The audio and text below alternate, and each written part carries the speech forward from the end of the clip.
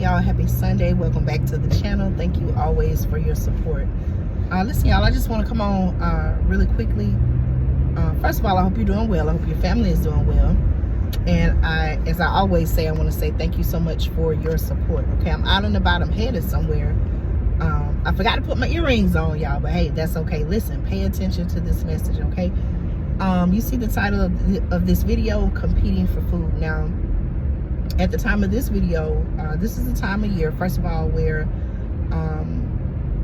you know, many people, those who celebrate, are preparing this week to celebrate the Thanksgiving holiday and other holidays, you know, in between. Next month is the of course, Christmas holiday, right, and other holidays as well.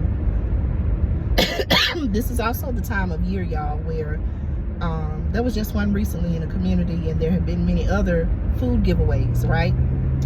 Whether it's churches, community organizations, food banks.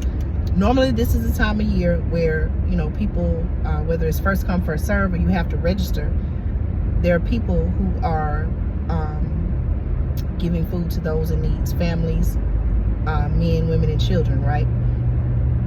It happens every year. And, you know, I have even shared here on the channel with you all how, according to my sources, there were reports that even food banks were strained due to increases in demand, whether it was people who had lost their jobs, maybe family members who, for whatever reason, they had a reduction in their work hours, or maybe their family increased and there's a greater need for food, right? Food and food security. Well, this year, over the past year in particular, right? Over the past several months, over the past year, we've been talking about the effects, the impacts of the migrant crisis, right?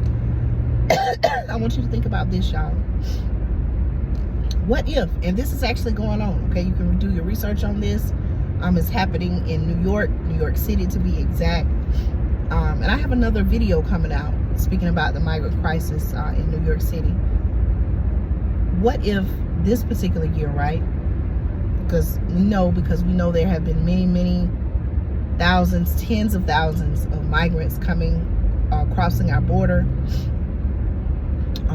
coming into our country. Not to say that they're coming to do any harm. You know, there are people who are coming to seek a better way of life, whether they're fleeing a war-torn country, some type of natural disaster. I've talked about all these things, right?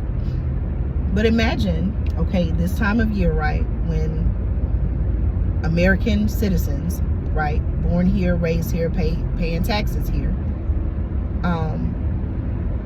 or maybe even put yourself in those shoes, right? Let's say, you know, you're signing up, you're looking for food giveaways, Thanksgiving baskets, turkey drives, things like that.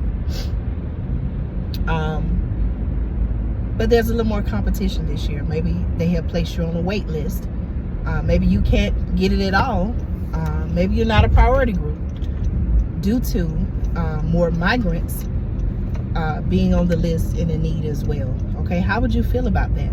Now, there are some people who, now I'm not here to say one side is right, one side is wrong. I'm just asking you, your thoughts.